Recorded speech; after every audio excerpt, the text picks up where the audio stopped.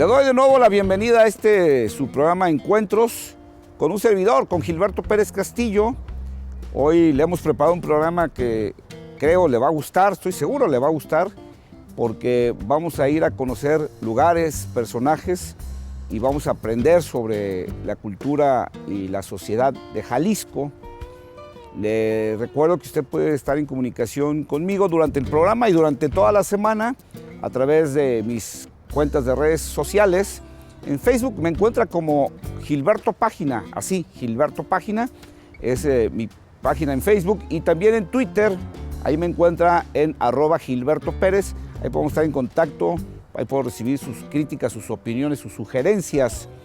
Hoy vamos a hacer un recorrido muy interesante. Primero iniciaremos en el Mercado Juárez de la Colonia Americana, este pequeño mercado, pero buen mercado, que fue diseñado precisamente para atender a la población de esta zona de la ciudad. Vamos a recorrer con el periodista e investigador Guillermo Gómez Ustaíta sus pasillos, conoceremos sus locales, conoceremos a sus personajes. Después vamos a ir a conocer a un importante artesano tonalteca, vamos a ir hasta Tonalá a encontrarnos con Chabelo Pajarito, un artesano de esta zona, un importante artesano, que además de su gran obra es de los que sostienen, de los que mantienen la tradición del barro canelo. Vamos a conocer al artista, vamos a conocer esta técnica, la del barro canelo, allá en Tonalá. Luego tendré un encuentro con Elena, copropietaria del restaurante Damásimo, uno de mis restaurantes preferidos de comida italiana, esposa precisamente de Máximo, y ella nos contará sobre la historia de ellos, sobre la historia de su restaurante y sobre cómo nos ofrecen precisamente su concepto gastronómico. Así que acompáñenme con Elena a platicar sobre este gran restaurante Damásimo de Guadalajara. Luego iremos con Aarón Mizrahi, él es un experto en carne, si a usted le gusta la carne, los cortes de carne. Aarón nos va a ayudar a entender más este ingrediente, este sabroso ingrediente, a conocer cuál es el proceso de selección de la carne y cuál es el proceso que debe seguir un buen corte de carne hasta llegar a su mesa convertido en un delicioso platillo. También, como cada semana, tengo una recomendación de un libro para leer, de una lectura.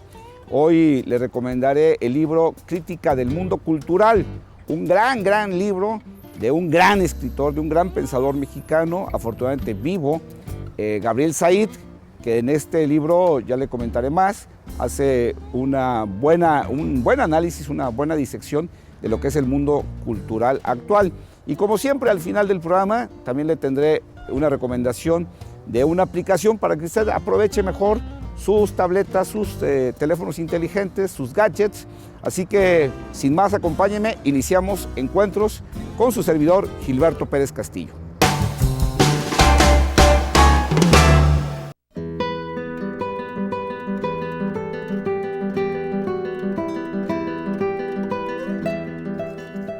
Lo que yo trabajo pues, es barro canelo bruñido, porque pues, va bruñido. Se nombra barro canelo por el color que tiene, así como canela, según, así es. Porque hace muchos años atrás le nombraban barro amarillo o barro de olor. Y ya, pues mi padre fue el que o la misma gente fue el que de unos 45 años para acá o 50, ya fue barro canelo. Se pone uno a hacer la pieza, ayer hice esta serie, que viene siendo, ¿cuál viene siendo? Esta.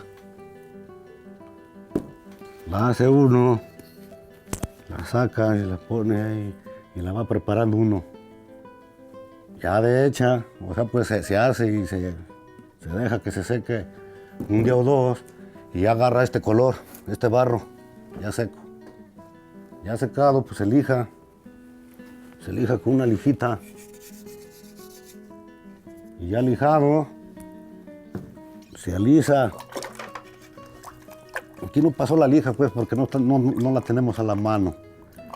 Pero ya lijado, se alisa con una piedrita de río. Tiene muchos pasos el barro canelo, tiene muchísimo. Ya lisada, ya lisadita, se pone en el sol. Se pone en el sol, que le pegue otra vez 1 hora, cuidándola, pues dándole vuelta. Y ya de ahí se echa el primer baño, que le nombramos matiz o engobe. Primer baño, para que agarre la pintura que le vamos a echar. O sea, pues que es puro barro nuestra pintura también. Ya se le echa la primer pintura y se vuelve a bañar de otro barrito que le nombramos azul. Y es para que cambien los colores. Por allá está pues todo el proceso. Ya hecho eso, se pinta. Y ya pintado, se brune. Se brune con la pirita y se le da una pasada como a los zapatos cuando volea uno.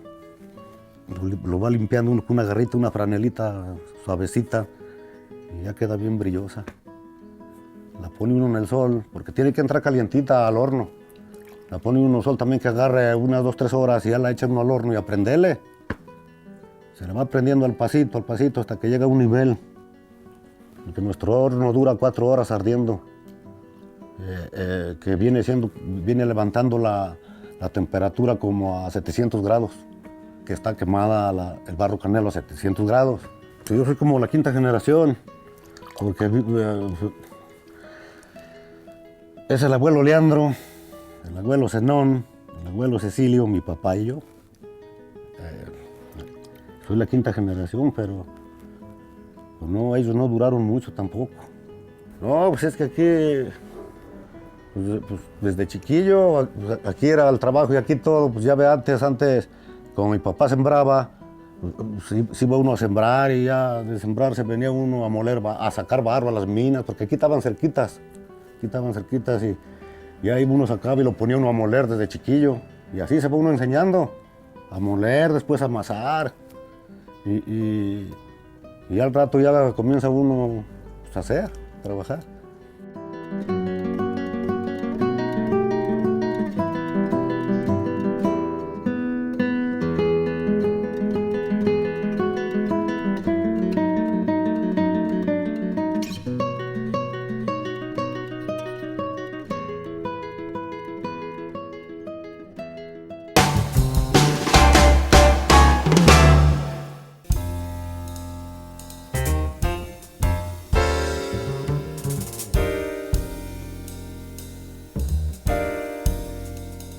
Vamos ingresando al Mercado Juárez, enclavado en una colonia de abolengo, una colonia de la época porfirista, la colonia americana.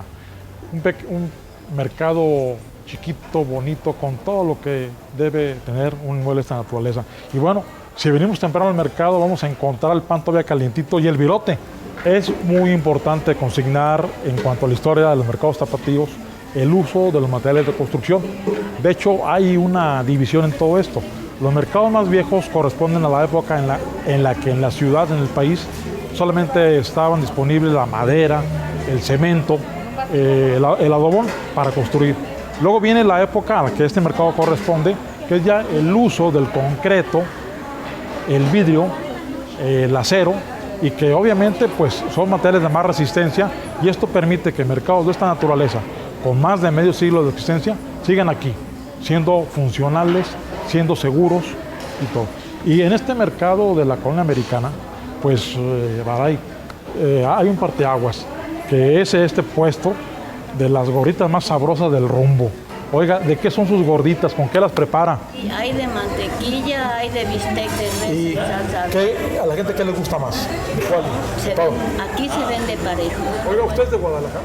Nacida y criada de Federalismo a esa calle, ¿cómo se llama? Enrique Díaz de León. ¿A Tolsa? A la otra. Ah, Munguía. A la otra avenida, ¿cómo se llama? Chapultepec. La Paz y Chapultepec. Yo nací en Obreros número 23, que es aquí a 2 cuadras sí. De Enrique Díaz de León para allá. Díaz de León para abajo. Pero ha vivido más tiempo en el mercado que afuera en su casa, oiga. Pues sí, aquí tengo 65 años, allá de 18 años me vine aquí.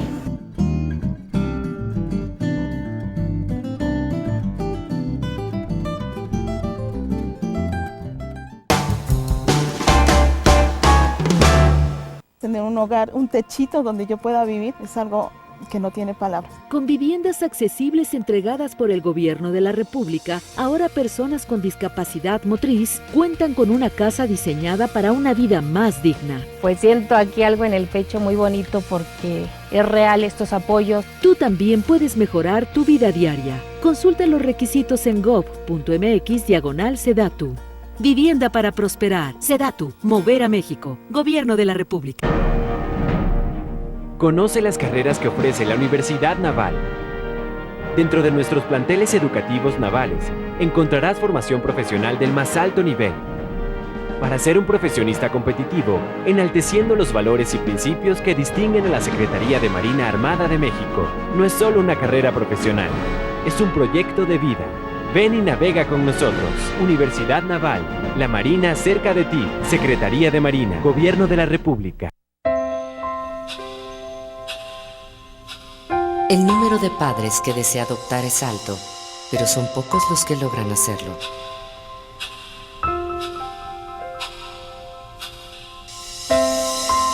El proceso de adopción es demasiado lento.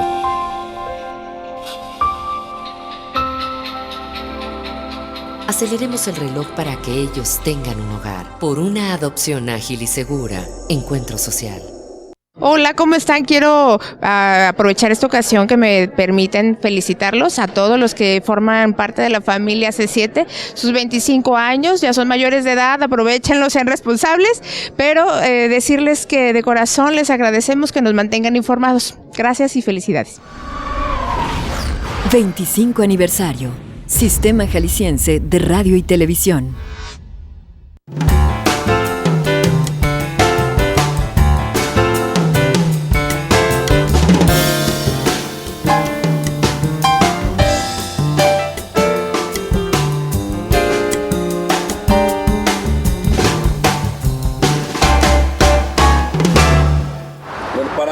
Para mí, Damásimo es uno de los mejores restaurantes de Guadalajara. Ay, qué lindo. Pero creo que lo importante aparte de un lugar, de disfrutar el día a día, es conocer la historia del lugar.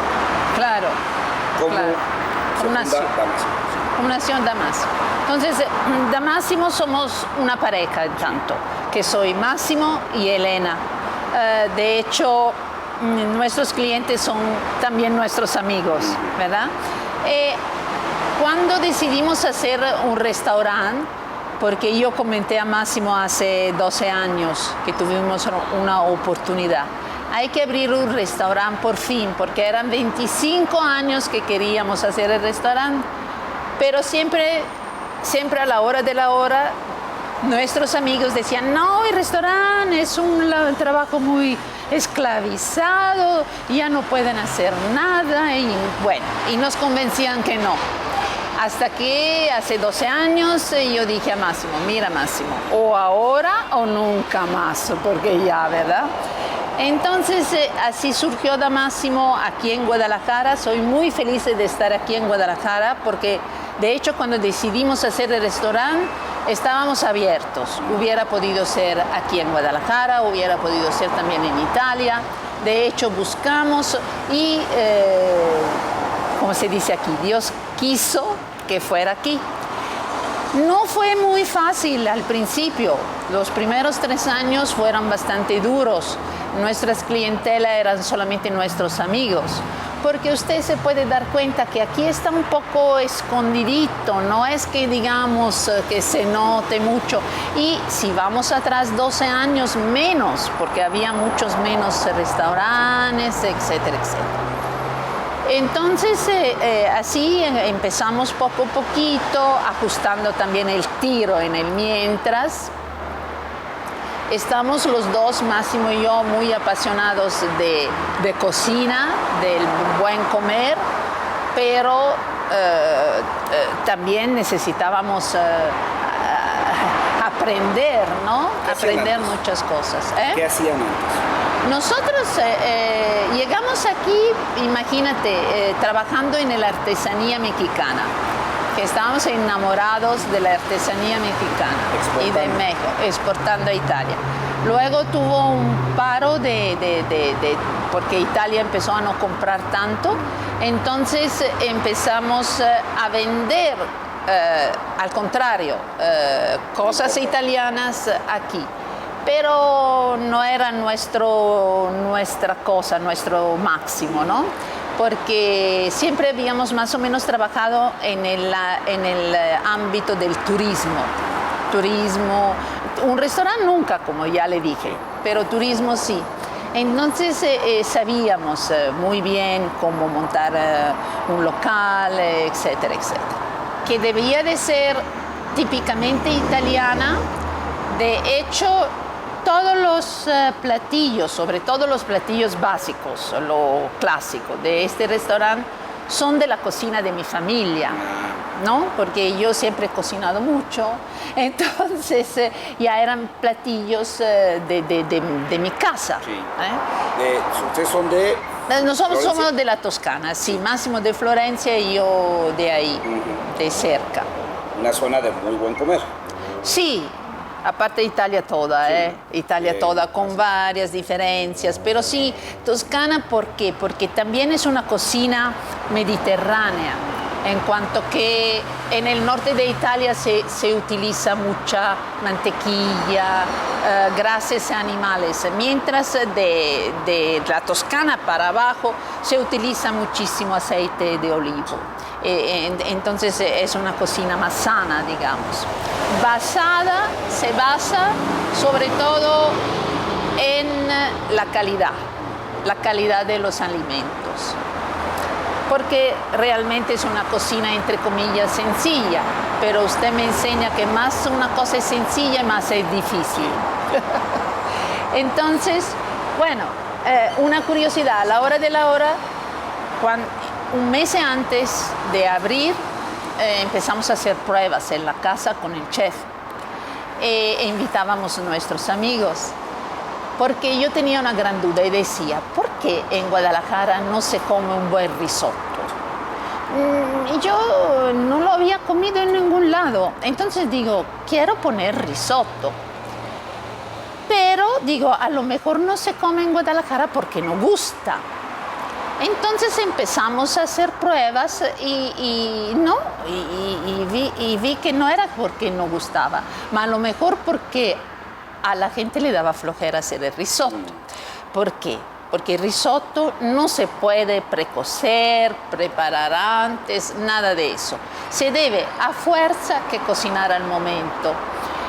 Lo único que se puede preparar es la base, cioè la cebolla, por ejemplo, ya cocinada. O si lo hacemos con hongos, los hongos ya más o menos preparados, o cualquier cosa, pero el risotto en sí mismo hay que hacerlo al momento.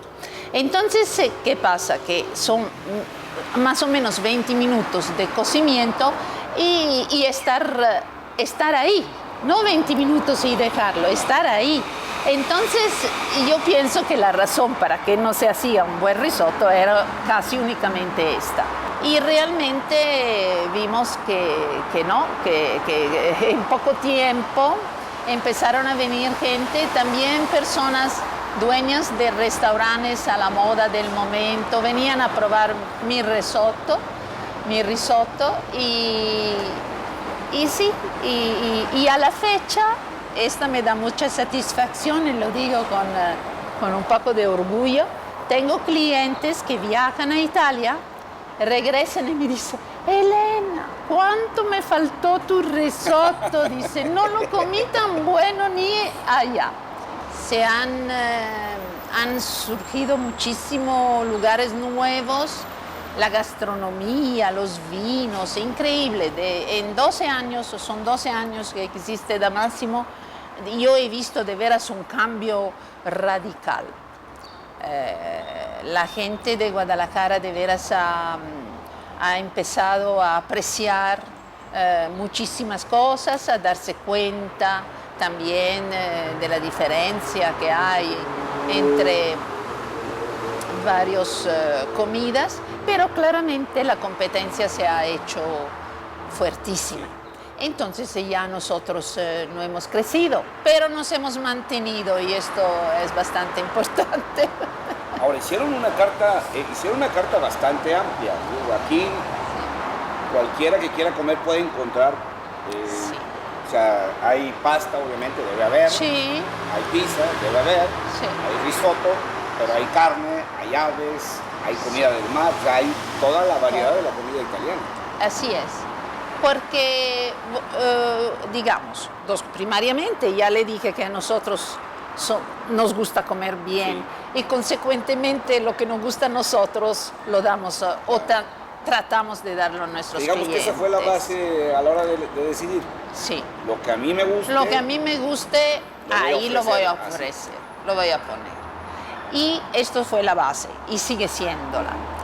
Pero también hay que hacer un pequeño comentario. Yo pienso, y lo he pensado en estos años de restauración, que la cocina italiana es tan famosa en el mundo precisamente por su esta característica, que tiene de todo. No es una cocina como puede ser, por ejemplo, los estereotipos de la cocina argentina es carne o brasileña es carne. Entonces, la cocina italiana no, sí, es pasta y pizza, pero todo el mundo sabe que también mariscos, carnes, hay verduras. Entonces, yo puedo dar de comer tranquilamente al vegetariano, al niño que le gusta solo pasta con pomodoro, a la señora grande que quiere estar tranquila y comerse un pescadito o cosas de ese tipo, como al señor que quiere carne. De hecho, últimamente, ya desde hace tiempo hacemos como especial de fin de semana cortes de Angus beef, de ribeye hecho al horno entero, pero también tenemos cortes pocos, pero muy escogidos y muy buenos. Por ejemplo, la picaña, que no tiene nada de italiano, pero está muy rica.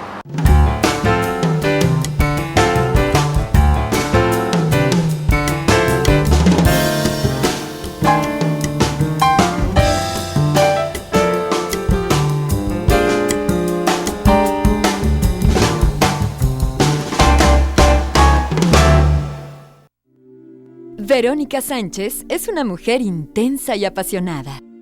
Su proyección como periodista, coach de vida y especialista en psicodanza se extiende a escenarios y cadenas de televisión internacionales. En su búsqueda y fascinación por encontrar respuestas, ha explorado vivir en diversos países y culturas que han tallado su perfil profesional y humano. Encuentra a Verónica Sánchez en la programación de C7 Jalisco. 25 aniversario. Sistema Jalisciense de Radio y Televisión. Prepara rebozo y sombrero. Los tres tenores mexicanos, Alberto Ángel el Cuervo, Humberto Cravioto y Valente Pastor, reunirán sus voces en un concierto dedicado a lo mejor de la música tradicional mexicana. Acompáñanos el miércoles 10 de febrero en el Teatro Degollado. Boletos en taquilla o a través del sistema Ticketmaster. Secretaría de Cultura Jalisco invita. Hola, mi nombre es José y felicidades por sus 25 años y échenle ganas. Mi nombre es Fabián Huerta y quiero mandar una felicitación al Sistema Jalisciense de Radio y Televisión por su 25 aniversario. Mi nombre es Franklin Simba, le mando un saludo por estos 25 años de trabajo. 25 aniversario. Sistema Jalisciense de Radio y Televisión.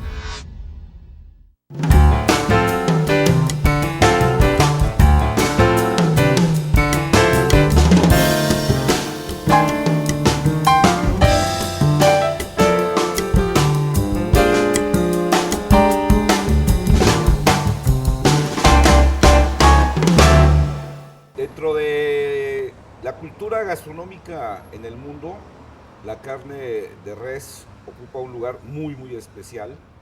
Prácticamente no hay una cultura, una región del mundo donde el consumo de carne de res no se haya presentado y donde no se haya convertido en todo un bagaje cultural gastronómico.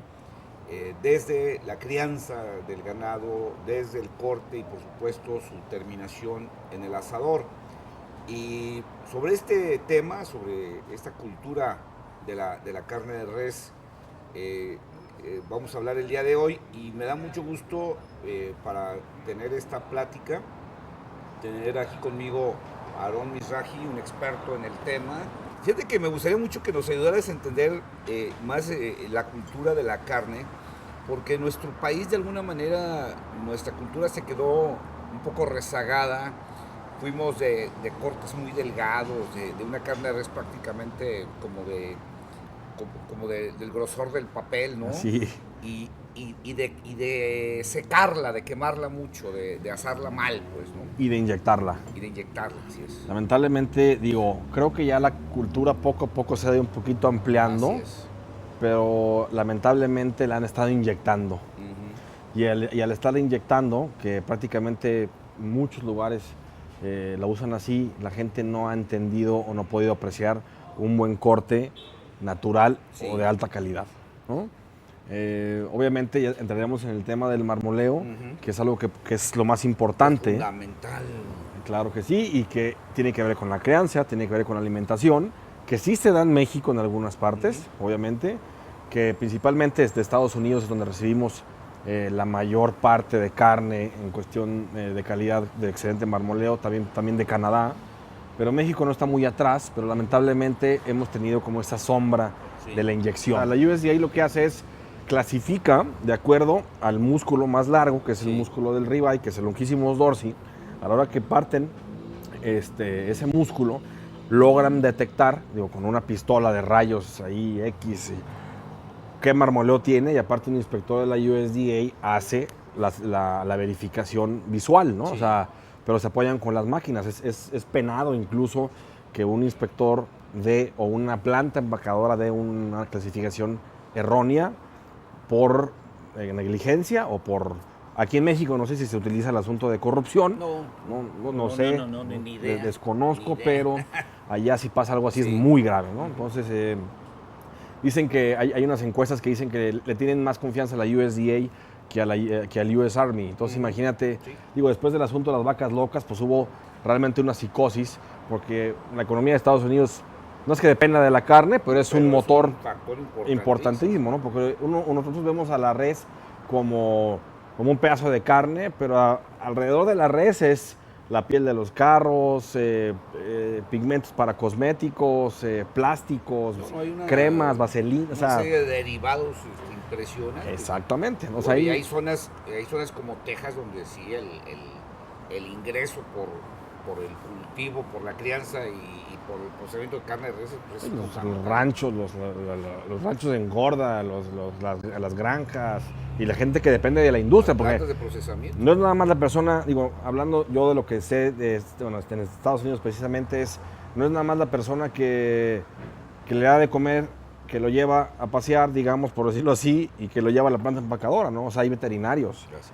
Hay gente que está cuidando todo el tiempo el proceso del animal, ¿no? O sea, la salud del animal para que también repercuta en la salud humana, ¿no? Exactamente, o sea, no hay manera que llegue un pedazo de carne de la marca que te estoy hablando, que es Certified Angus Beef, que llegue a una mesa y que esté mal. O sea, no hay manera de que salga ni siquiera de la planta empacadora, ¿no?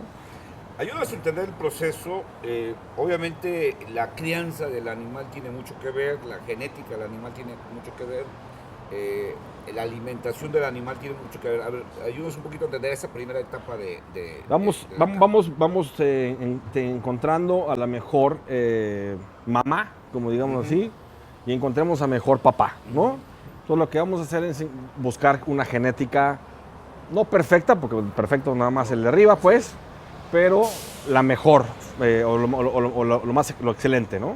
Entonces vamos a extraer el semen de uno y vamos a extraer los líquidos de la otra vaca y vamos a meterlos en nitrógeno y vamos a buscar a una res que digamos que va a ser como la receptora, va a ser como el horno, ¿no? Porque ha sido muy buena para dar buenos becerros, ¿no? Entonces juntamos estas dos, ¿no? Superman y Superwoman, ahí adentro para hacerlo un poquito más explícito. Supervaca y Supertoro. Supervaca y Supertoro.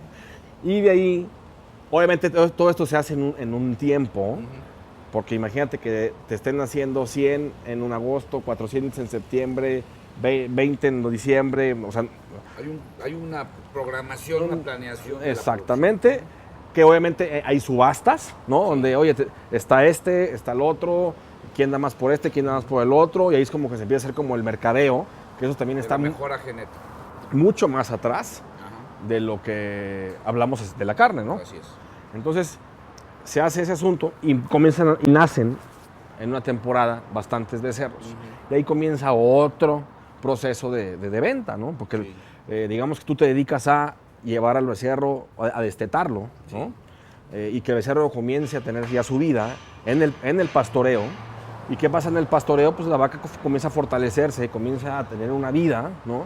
Que la gente dice, es que las matan, ¿no? Pues sí, pues si vieras la calidad de vida que tienen durante su periodo, ya nos quisiéramos ir también nosotros a los 40 años con ese nivel de vida, ¿no? Digo, y 40 ya estamos hablando ya de muy grandes, ¿no? Entonces, y de ahí ya comienzan otra vez a venderse para ver quién quiere agarrarlos para comenzarlos a alimentar con granos, que esa es la diferencia de la alimentación que hace Estados Unidos, ¿no? Al meterle granos a la res, estamos haciendo que la vaquita, pues que la res comienza a generar gas intramuscular, como esta que podemos ver de este pedazo, ¿no? Más que repartir, exactamente. ¿Qué pasa si una res, por ejemplo, vamos a hablar de países como Argentina, ¿no? Que mucha gente cree, Argentina tiene una manera de cocer la carne maravillosa, ¿no? Ellos se han hecho expertos en asados, ¿no? ¿Por qué? Porque la carne que ellos tienen es bastante fibrosa, bastante dura. ¿Qué hay que hacer? Cocción lenta, fuego lento, para poder ablandar las enzimas y poder tener un corte de muy buen sabor y aparte de muy buena textura y mordida, ¿no? ¿Por qué? Porque carecen de marmoleo. Sí. Entonces, si usted, señor Gil, se la pasa en el gimnasio comiendo pepino y lechuga, el músculo es... Pues a lo mejor te vas a ver muy guapo, pero no vas a saber a nada. Así es. Entonces estas reses pasan del pastoreo a la engorda y comienzan a comer granos, se comienzan a alimentar bien y comienzan a tener una vida un poquito más sedentaria. Porque la grasa entreverada en el músculo es lo que realmente le da el buen sabor a la carne. Esa grasa se va metiendo, esa es la última grasa que entra dentro del músculo en la etapa de, digamos, antes de llegar al sacrificio. ¿Qué buscamos? Por ejemplo, hablando de Certified Angus Beef, que en las 10 especificaciones, todas están prácticamente van a la palatabilidad, a la jugosidad y a la presentación del producto. Si hay necesidad de saber de dónde vino, podemos rastrear incluso hasta quién fue el papá y la mamá de esa res. Ok, entonces se cortó, se empacó.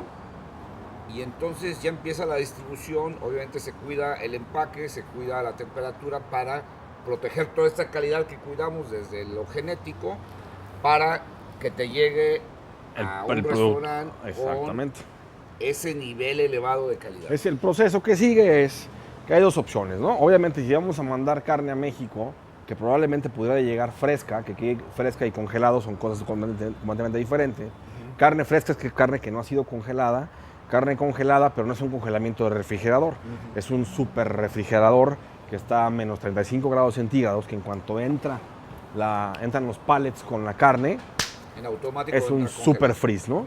Y lo que tenemos que hacer nosotros acá, los que recibimos producto congelado, es darle refrigeración para que la cadena de frío no se rompa y comience poco a poco la temperatura baja, digámoslo así, a descender, hasta tenerla ya una temperatura de 2 grados, 3 grados en un refrigerador para que no se desjugue tanto la carne. Lo que pasa es que, digamos que si estas son las fibras, microscópicamente se hacen unos cristales, ¿no? Que si nosotros al meterlo al chorro de agua o al dejarlo al sol, esos cristales pues, se hacen como coágulos y hacemos que se desjugue la carne y tenemos una merma, ¿no? Que es cuando tienes también una textura que sientes que la carne no es carne, o sea, sientes que la textura se rompió. Que algo le sucedió. ¿Por qué? Pues porque se rompió precisamente la fibra al quitarle el congelamiento. El jugo sabe no a jugo, su jugo sabe a agua, o sea... Entonces hay que bajarlo despacio. Hay que bajarlo despacio, exactamente. Para que no pierda jugo y no pierda textura. Es correcto. Ok. Y entonces ya la tienes ahora sí en la temperatura y pues el siguiente proceso, que es obviamente igual de complicado, tú puedes hacer un extraordinario corte y echarlo a perder en el asador. ¿Qué necesitamos en el asador? En el asador necesitamos tener mucha pasión, para empezar, y paciencia, Sí, ¿no? arte también. Y también arte, claro que sí, ¿no? ¿Qué va a pasar? La carne la vamos a pasar de la refrigeración a una temperatura ambiente, ¿no? Siempre cuidando las bacterias, cuidando que la parte donde vaya a estar el corte esté completamente limpio, al igual que las manos. Y el corte lo que va a hacer es poco a poco comenzar a tener ya una temperatura que, digamos, se va a empezar a aflojar, como quien dice, ¿no? Entonces, si tenemos una parrilla caliente, si vamos a hablar de una parrilla de carbón, podemos tener un calor, un fuego alto, o un calor alto, un calor bajo, para que podamos jugar con las temperaturas de los cortes, ¿no? Porque si yo de repente tengo un corte de este grueso o de este grueso, ¿no? Yo lo voy a dejar en calor alto, lo que yo voy a hacer es quemar completamente la parte de arriba, ¿no? Entonces, ¿qué es lo importante que tenemos que hacer? Primero es que podemos sellar la carne de varias formas, que la principal es sellarla con sal, ¿no? Poder sellar la carne con sal para que con eso comience como a cicatrizar. Obviamente es cuando nos pasa una cortadura o algo, ponemos salecita, duele, pero ayuda a cicatrizar. Cuando metemos a mar pasa lo mismo. Entonces tratamos de ponerle sal para que cicatrice, digamos, la carne, para que no exista desjugue, ¿no? Y se conserven los jugos adentro, y pasamos el corte a fuego alto para sellarlo, y de ahí lo podemos pasar ya a un fuego bajo, para que la temperatura poco a poco comience a ingresar adentro de la carne. Y es muy importante siempre utilizar un termómetro para saber dónde estamos parados en cuestiones de los términos, ¿no? Ya se me hizo agua la boca. ¿Qué te parece si pasamos a que nos muestres en el asador cómo se hace este asunto? Sí, claro que sí. Imagina que el sonido de un instrumento puede cambiar una vida. Ahora piensa en un ensamble perfecto donde nuestros niños y jóvenes marcan el ritmo. En la Secretaría de Cultura de Jalisco creamos un sistema de ensambles, coros y orquestas comunitarios donde se están construyendo nuevas historias de vida. Ellos ponen el talento, nosotros, todo lo demás. Sistema Ecos, música para el desarrollo. Amigos de C7, soy Cuautli Arau, estratega empresarial y de vida, y quiero felicitarlos fuertemente por el trabajo que ustedes hacen una labor extraordinaria y que cumplan muchos años más. 25 aniversario. Sistema Jalisciense de Radio y Televisión. Conoce los derechos de las audiencias. Los radioescuchas y televidentes tenemos derecho a el respeto de los derechos humanos, el interés superior de la niñez, la igualdad de género y la no discriminación. En la multiplataforma digital C7 Jalisco, trabajamos por brindar a las audiencias la mejor programación cultural, noticiosa, de opinión y de entretenimiento en todo momento y en cualquier lugar. Hashtag Todos Somos Audiencia.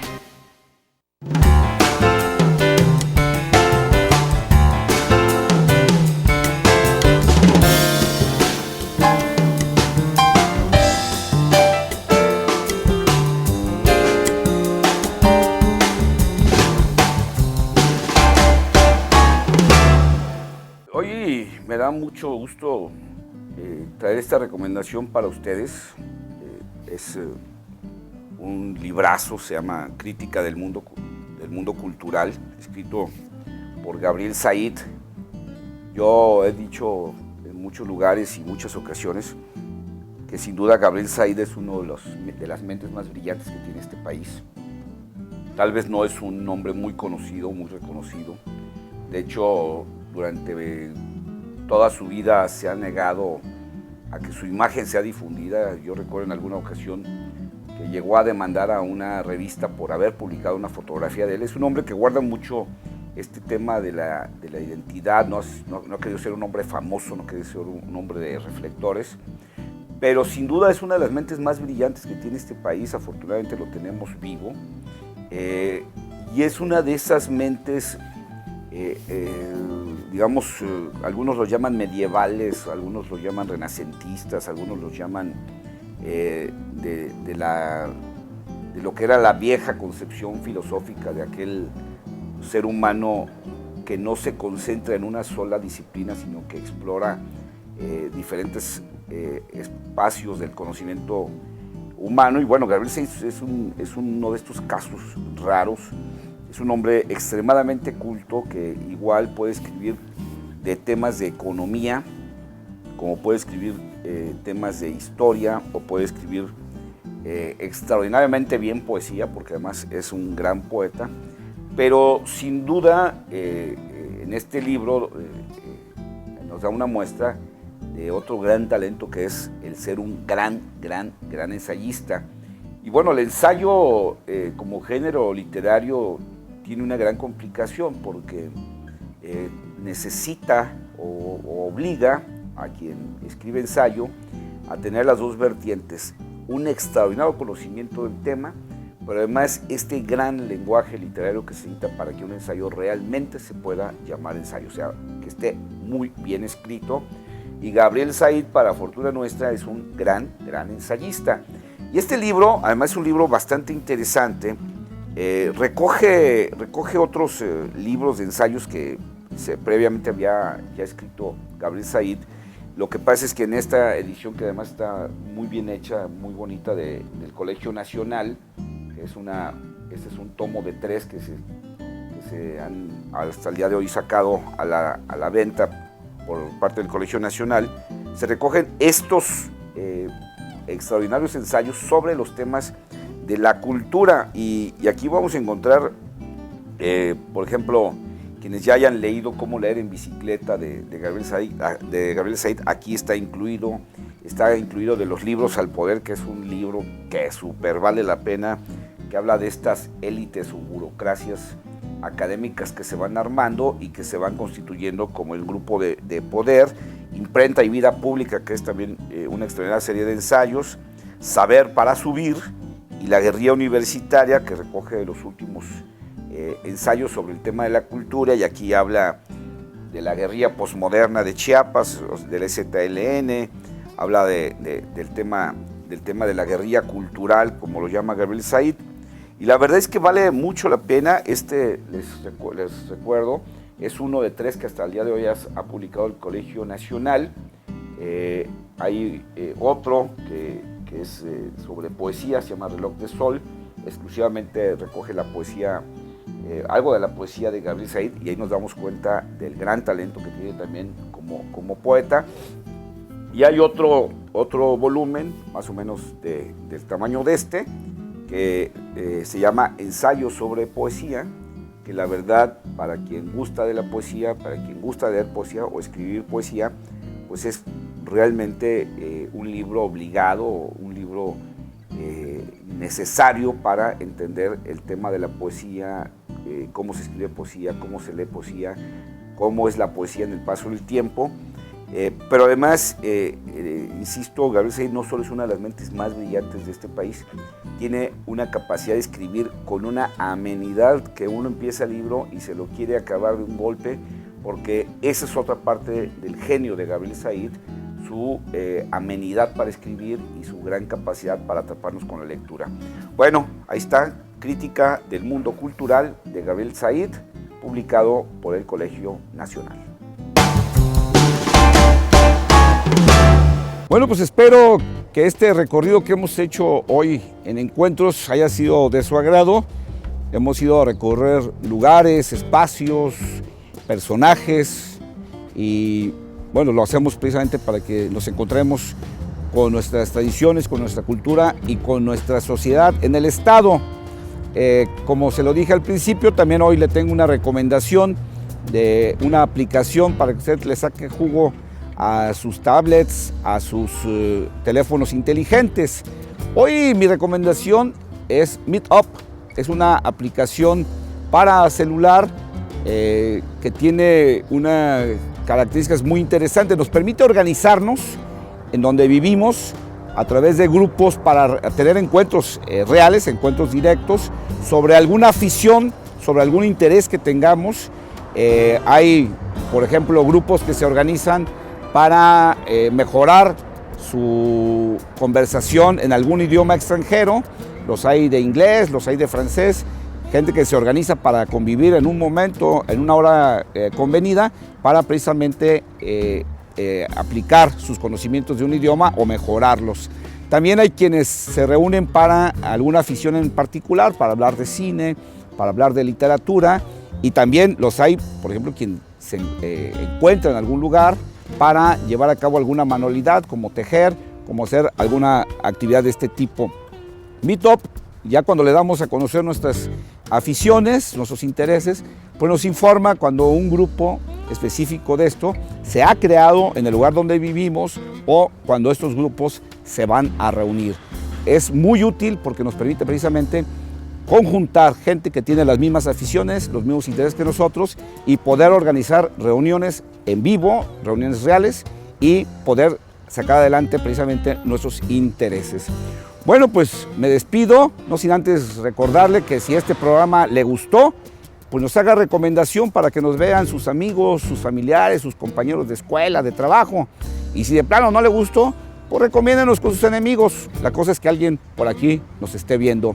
Les recuerdo también que durante la semana podemos estar en contacto usted y yo a través de mis cuentas en redes sociales. En Facebook me encuentra como Gilberto Página, así me encuentra, es mi página de Facebook. Y a través de Twitter estamos en comunicación en @Gilberto Pérez. Nos vemos la próxima semana, misma hora, mismo lugar, mismo día.